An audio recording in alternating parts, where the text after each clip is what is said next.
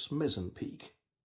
Fenders squeaked and groaned as the galleon nuzzled ponderously against them. Mooring cables went aboard, tension was taken, and the gangplank ran out from the dockside. There was silence for a moment, broken only by the waterfront sounds which never completely stopped, the cries of birds and wyverns, the endless, patient slapping of waves and water, the background of workmen's voices, the crackling pop of flags and command streamers.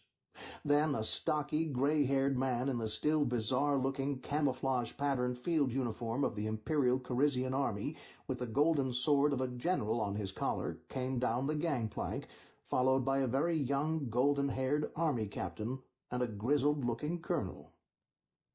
The quiet held until the general's boot touched the stone of the quay, and then the regimental band at the seneschal's back burst into music.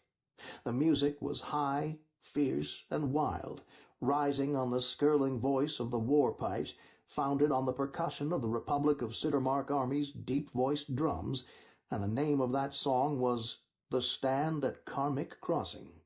the march written by Francis Casey 110 years before to commemorate the 37 Pikes' epic stand in the Battle of Karmic.